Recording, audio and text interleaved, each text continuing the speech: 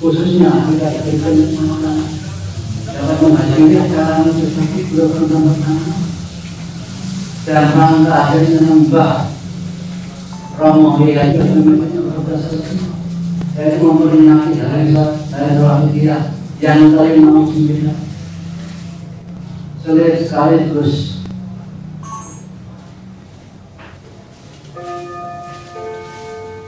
kami atas nama Ustaz mengucapkan ribuan terima kasih kepada kalian sekalian. Mudah-mudahan semua ini mendapatkan dengan ucapan biqaulina alhamdulillahirabbil alamin.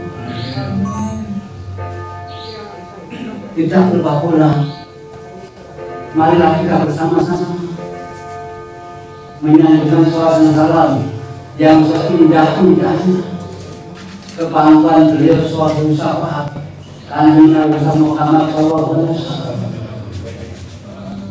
wa ala alihi wa sahbihi wasallam wa sallallahu alaihi wasallam. Salam rahmat. Marilah kita aturkan dengan penuh hati kepangkuan para awliya Allah, kepangkuan para wali-wali Allah. Min awali ila akhiri labilahus la wasahun zaman bah Romo Hidayat dengan harapan beliau-beliau yang atas berkenan memberikan santunan syafaat tausiah nantilah berkata pada kami sehingga malam hari ini juga karena yang dibutuhkan kami membawa manfaat masalah di mana sehingga berdua masyarakat pakai kembali dengan apa yang dibawa tidak pernah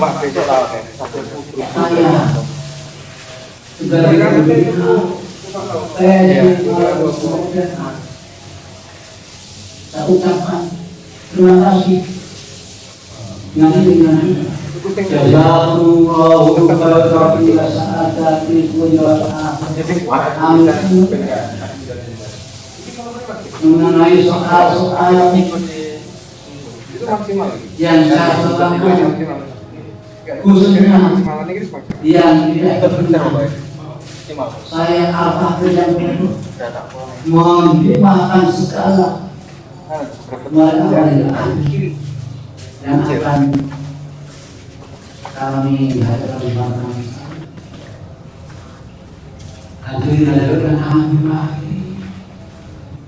kita di sini malam hari ini mendapatkan pulang atau anugerah yang sangat besar. Kita akan siapa-siapa, kita tidak mendapatkan apa-apa, tiba-tiba mendapat pulang yang berupa undangan dari beliau Mbah Romo Hidayat dan rangka menjaga kubur yang diselenggarakan oleh PSB dulu. Sebenarnya kalau kita hitung malam hari untuk kita mendapatkan kenikmatan yang sangat besar, mendapatkan sesuatu yang sangat berharga, yaitu berkenaan beliau kita hadir di bumi suci dulu, di mana awal hingga akhir atau mulai Kamis senjata sampai nanti malam Senin di Senin dini hari itu banyak para kasih Allah yang hadir, para wali yang hadir. Hanya saja kita sebagai manusia yang hina dan jatuh tidak mengetahui karena matahari kita yang bukan. Oleh karena itu, mari kesempatan yang sempurna kesempatan yang berada dan indah kita gunakan sebaik-baiknya. Jangan sampai anugerah yang bisa ini pas dari tujuan kita hanya gara-gara hati kita tidak senyawa dengan Mbah Romo yang dengan kita. Ingatlah hati-hati bahwa kita semua dalam setiap gerak dari kita tidak lepas dari pantulan kita. Saya ingat beliau ketika Yun Sewu hati-hati, kalau saya sudah tidak ada, doa saya semakin mandi. Hari ini, malam ini, mari kita jadikan awal kesempurnaan daripada interaksi kita pada Allah SWT untuk pencapaian ridha Allah SWT dalam rangka mendapatkan kebahagiaan yang banyak. Jangan sampai yang seharusnya menjadi awal batu loncatan mendapat kebahagiaan agar justru sebaliknya, karena beliau Sayyidina Rabbina Mbah Romo Haji Abdul Majid Mahfud Dasrul sebagai masyarakat dia itu yang diingatkan atau diingatkan fakta, tidak terlalu banyak bisa beliau menjadi fakta. Jangan sampai kita terlalu banyak bicara tidak ada faktanya atau not action. Jadi terlalu banyak bicara tidak faktanya.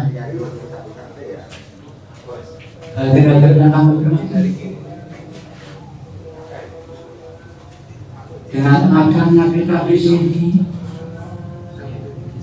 kesempatan bagi kita untuk memohonkan semua yang ada hubungan dengan darah kita, khususnya kedua orang tua kita, ibu kita yang sudah kita di alam mana ini, kita mohonkan supaya beliau mendapatkan kesehatan, supaya beliau mendapatkan inayah rahmatnya, supaya beliau mendapatkan hidayah, sehingga beliau mendapatkan alam kubur yang indah, alam kubur yang tenang, yang wangi, yang luas dan bersih. Akan tapi sebaliknya, akan masyarakatnya kita tidak. Apabila kita yang seharusnya bisa marah orang tua kita di alam kubur, justru menjurusan semakin dalam siksa-siksa dan aman. Ini peringatan bagi diri kita sekaligus bagi saya sendiri. Jangan sampai kita di acara kubur ini yang seharusnya mendapat kesenangan yang besar, kita kehilangan anugerah itu karena tidak senyawa dengan beliau Mbah Romo. Saya pernah mendengar sebuah buku itu menggambarkan antara kulit atau antara yang diselamatkan dan yang menyelamatkan. Kalau bahasa lainnya disebut kitab. Di situ dijelaskan semua ibadah kelawan Allah. Dheweke wis ketemu karo insan arif birah kamil urun waktu. Dheweke betok ilate monggo Allah Subhanahu wa taala medhot nyebut dhewe kalau insan arif billah kamil. Senajan wis namane ilmu nih atau karyane insan arif billah kamil.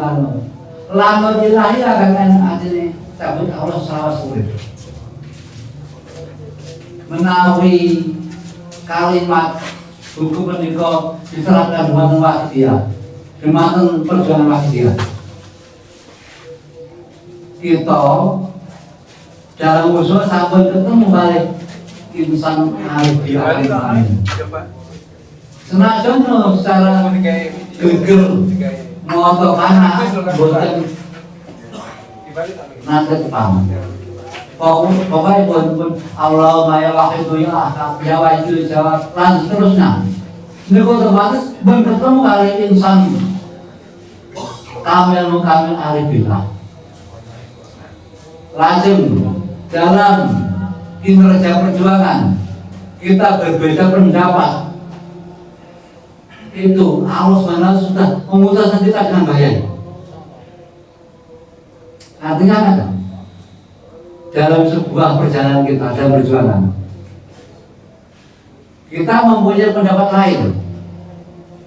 Contoh, Mbah Romo Yai itu menjadi peningkatan auratnya Pak Heru 1000. Kemudian ada orang yang menggunakan auratnya dengan aurat Pak Heru 5000.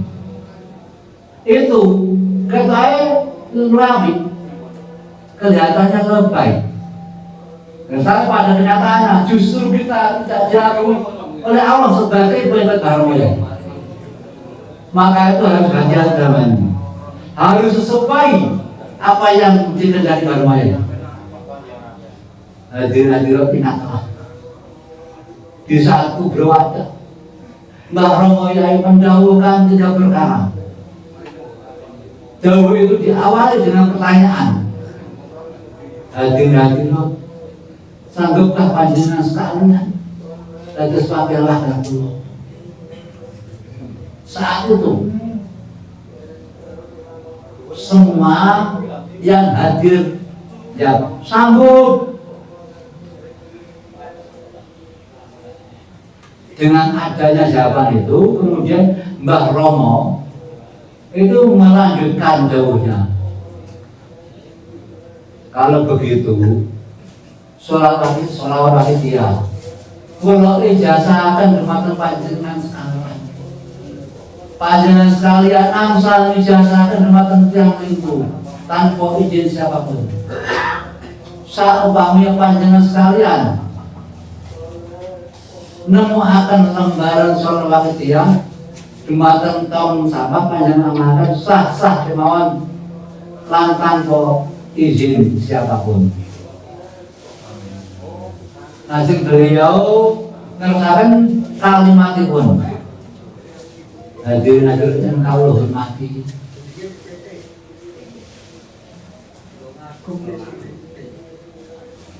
Ada saya atau tidak ada saya, lebih tidak ada saya. Saya minta perjalanan Bakhir ya Allah hendaknya tidak terpecah belah, menjadi kesatuan yang utuh.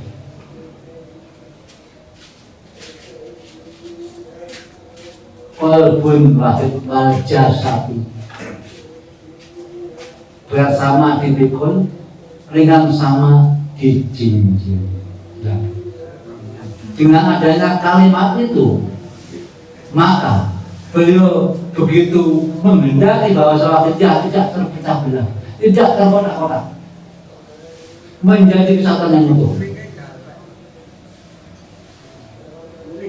Dan yang kedua, dawuh itu berbunyi, hadirin yang kami hormati,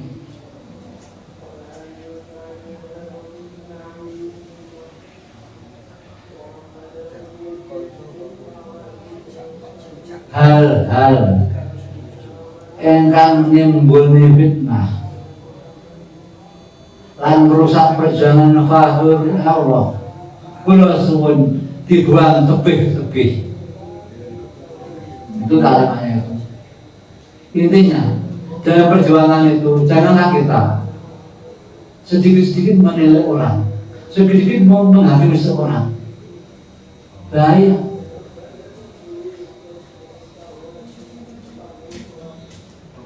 Jauh yang kedua,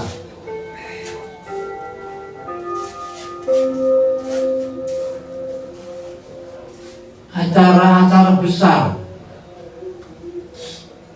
seperti Mujahadah Kubro, saya minta hendaknya dilaksanakan di pusat lahirnya Sawahidiyah, yaitu Pondok Kedunglu. Bila tidak ada udzur yang tidak bisa dielakkan,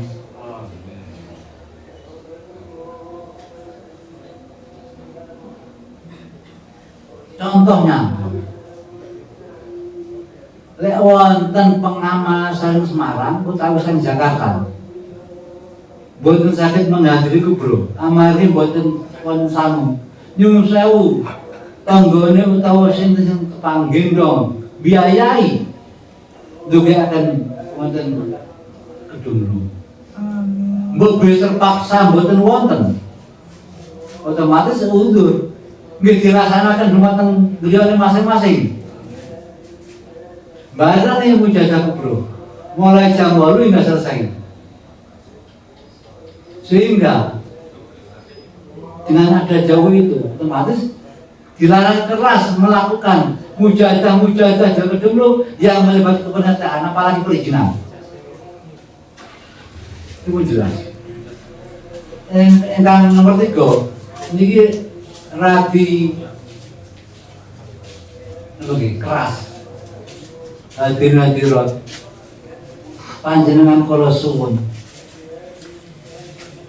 sampun merusak tanggul-tanggul ingkang kula ciptakaken. Mbok benewan tanggul ingkang rusak, monggo sareng-sareng kita benahi.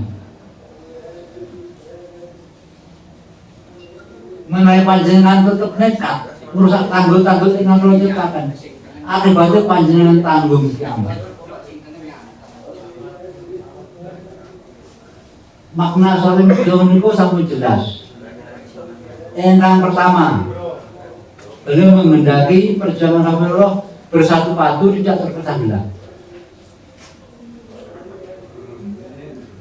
Artinya, siapapun yang menjadi pengamal, siapapun yang menjadi tuan rumah, asalkan tidak jadi kubro, entah itu usbuiyah, entah itu syariah, entah itu rubusana, kalau menghadiri acara itu diizinkan, tetapi dengan syarat hal-hal yang bertentangan dengan mu'alif janganlah kita lakukan. Kalau kita lakukan, lamun kita akan mendapatkan kebahagiaan di akhirat. Karena dalam perjalanan wahid Allah dan bagi setiap pengamal itu kuncinya satu, mahabbah dan meyakini beliau sebagai apa? Sebagai al-aqtab al-ghos al-mutlaq yang manwif taka kalam roh sekaligus rohuhu wusulihi. Artinya beliau di samping rajanya wali Sultan Alia juga beliau yang dipercaya oleh Allah membawa kunci kalam Al-Quran. Beliau juga diberi kepercayaan Allah menghantarkan roh-roh Sowan kepada Subhanahu wa ta'ala melalui sahabatnya Nabi, yaitu musilatul hadrati Allah. Maka kalau kita tidak mendapatkan maaf restu beliau atau beliau tidak berkenan dengan kita tanah lama, kita akan menjadi orang yang berbahagia selamanya. Kita akan mengalami kesesaran yang tiada habis. Oleh karena itu, malam hari kesempatan kita introspeksi diri dan sekaligus merubah diri bagi kita yang belum 100% kepada beliau. Kita segera merubah keyakinan kita kembali kepada beliau, sebab tidak ada beliau, tidak ada selain dia. Tidak ada selain dia. Tidak ada orang yang mutakin di sini. Hadirin yang kami hormati, juga beliau sering jawab, moga kita sarang-sarang berjuang. Dan dalam perjuangan suci ini janganlah kita menilai seseorang lebih jelek, lebih rendah daripada kita. Janganlah kita menganggap seseorang itu salah atau menghukumi sampai mengucilkan seseorang, menyakiti apalagi. Jawab beliau, jangan-jangan yang kita sakiti dikasihnya Allah yang disembunyikan. Bagaimana itu kalau terjadi pada diri kita? Doanya baik seperti itu. Kalau terjadi pada diri kita yang kita kucilkan, bahkan kita sakit dikasihnya Allah, tidak ayah lagi. Kita akan mendapatkan bendua Allah selama-lamanya. Oleh karena itu marilah kita introspeksi diri lagi. Sudahkah kita melakukan yang baik? Kalau belum, mari cepat kilat kita melakukan jauh-jauh baik. Cepat kita menghijaukan jauh-jauh baik. Ingat, beliau itu kubur aktab yang terakhir yang ke-25. Ciri-ciri kubur aktab yang terakhir membawa suatu ajaran.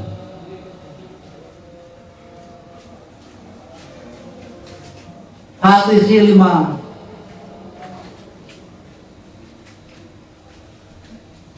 pembawa koni. Khotimi 5 sabako, penutup yang terdahulu. Artinya beliau itu khotimi 5 sabako, penutup dahulu. Pembawa kunci. Intinya beliau itu kesempurnaan dari suatu nalia. Karena beliau mempunyai 3 jabatan sekaligus. Selama ini belum pernah terjadi. Apa jawabannya? Al-Basarab tahu. Itu berapa? Al-Madrab, Miftah, Kalamullah. Yang 2. Yang ketiga, Roh Usuli, pengantar Rasul usul pada Allah. Bahkan seorang manusia yang usianya terpanjang itu jauhnya apa? Beliau itu di samping penghulu para wasi juga penghulu para wali.